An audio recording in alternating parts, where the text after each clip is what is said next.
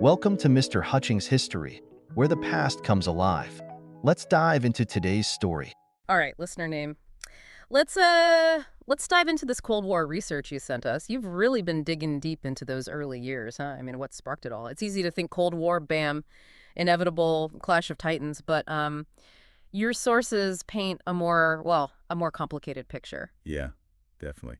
You've got some really interesting stuff here that shows how the US and USSR, even as allies back in 45, they were on pretty different paths. Two world superpowers, sure, but agreeing on much else, not so much. You know what really struck me was how the U.S. came out of the war economically, dominant, right? But the Soviets, even with all their military might, they were you even wrote about that. Like, they were starting this superpower race miles behind. Did that difference, did it set the stage for the rivalry? It's a great question, and it's something a lot of the historians you cited really focus on. The U.S., their economy, it actually grew during the war. But the Soviets, they were facing the immense task of rebuilding after the just utter devastation on the Eastern Front. And that disparity, that gap in their economic realities, it really shaped their post-war policies, their anxieties. It bred a lot of mistrust. So even as they're celebrating victory, there's this underlying tension. Like, okay, now what? How do we rebuild the world? And we've each got very different ideas about that and very different resources, frankly. Exactly. And that's where those wartime conferences you mentioned, Tehran, Yalta, Potsdam, they become really significant on paper, collaboration. Yeah. But your sources point out how they often expose the cracks in the alliance. Yeah, like Yalta in 45, the debate over Poland's future, that's a perfect example. Stalin wanting a pro-Soviet government there for security, but Roosevelt and Churchill pushing for free elections. How do you even reconcile those two positions? It went beyond just national interest. It got to the core of their ideologies. And that's a huge theme in what you sent us. The Soviets, coming from a Marxist-Leninist perspective, security was everything. They were inherently suspicious of the West. But the U.S. and Britain, they're all about democracy and self-determination. Totally different worldviews. Finding common ground. Incredibly tough. Wow. So even if they could agree on practical stuff, this ideological divide was always simmering beneath the surface, ready to erupt. And it becomes impossible to ignore as we move into 46 and what some historians call a turning point. George Kennan's long telegram. Oh yeah, you flagged that one. And I gotta say, reading that, it's chilling. It's powerful stuff.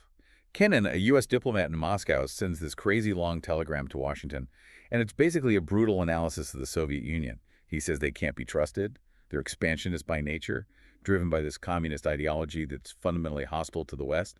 And that really lays the groundwork for containment, right? The U.S. had to stop Soviet expansion at all costs. When you read it, it's like the Cold War is starting right there on the page. Did the Soviets, I don't know, did they have a counter-argument, their own telegram?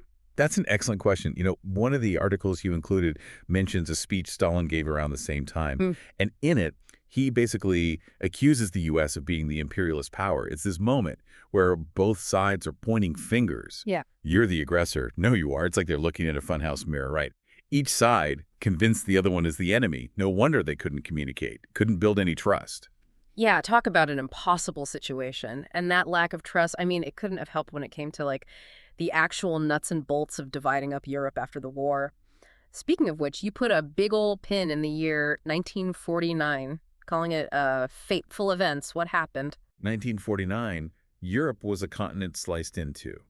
You've got the Berlin Blockade, the airlift, we talked about it a bit before, really brought those tensions to a boiling point. Well, Soviets cut off all land access to Berlin, trying to force the West out. and the U.S. just airlifted supplies in for almost a year. Talk about commitment. Yeah. But also kind of shows how impossible it was for them to work together, huh? Even on basic humanitarian stuff. Absolutely. And then same year, boom, NATO, Warsaw Pact. Well, Europe's officially divided into these two armed camps. Oh, and on top of that, Mao Zedong, communist forces win in China, huge blow to the U.S., they back the nationalists. Suddenly, the communist world is way bigger. yeah. Makes you wonder about this whole containment idea, doesn't it? It's like every time they tried to contain it, communism just popped up somewhere else, even stronger, like you said, holding back the tide. And we haven't even gotten to the economics of it all yet. You mentioned historians like Arthur Schlesinger Jr. and William Appleman Williams. They had really different takes on how the Cold War got started. Did those resonate with you at all? Totally. I mean, it just shows how complex this all was. Schlesinger, He's kind of the traditional view, right? Blames Soviet expansionism. Their ideology, communism itself, is the problem. But then you have Williams who's saying, hold on, the U.S. economy was booming. They needed markets, so maybe they were pushing things too, trying to secure their own interests. The thing is, it's not about one of them being right. Both Schlesinger, Williams, they're looking at the same evidence, but they're interpreting it through these different lenses, right? How do power, ideology, economics, how do those things actually interact? It reminds you history isn't just facts, it's how you interpret them. And sometimes those interpretations are miles apart. Makes you think, was the Cold War destined to happen? Like, no matter what, these two giants were going to collide. $1,000,000 question. Yeah. And honestly, there's no easy answer. But we can look back at the choices they made, what they believed, what they were afraid of, because those choices, they had consequences nobody intended. And one of those consequences, like you pointed out, the Cold War didn't stay cold. By 1950, Korea explodes. Hot war. And suddenly, all those abstract ideas, they have a very real and very human cost. It's one thing to talk about, rivalry and ideology, but when a hot war actually breaks out, that's got to really drive home the stakes. I can't imagine what it felt like back then to see that happening in Korea. Oh, absolutely. The Korean War, it was this wake-up call for everyone. This wasn't theoretical anymore, this ideological battle. People were dying for it. And the idea of it getting even worse, maybe even nuclear, that hung over everything. So we've covered so much ground here, the economics, the ideologies clashing, the power plays on the world stage. It all connects, but one thing keeps coming back to me. All those historians debating why the Cold War happened, different interpretations. What does it all mean for us today?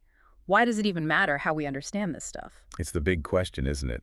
And you actually put it really well in your notes.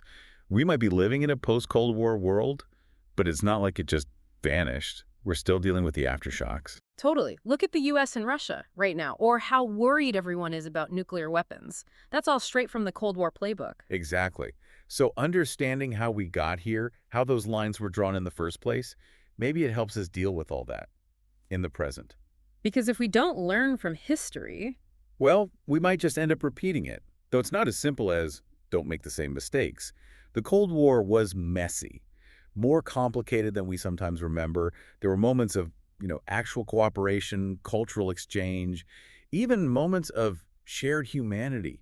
That gets lost when we only focus on the conflict. Right, it's easy to fall into that trap, us versus them. But like you're saying, it sounds like there was more nuance there than we give it credit for. There always is. And that's why it's important to get all these different perspectives. Question your own assumptions. History isn't set in stone. It's something we're constantly reinterpreting. So after this deep dive, where do we even go from here? What's the takeaway for someone listening, someone like me, who's still trying to wrap their head around the Cold War? It's a journey, right? And it doesn't end here. Keep asking those questions. Keep looking for different viewpoints. The more we understand what shaped the past, the better equipped we are for the present and the future, too.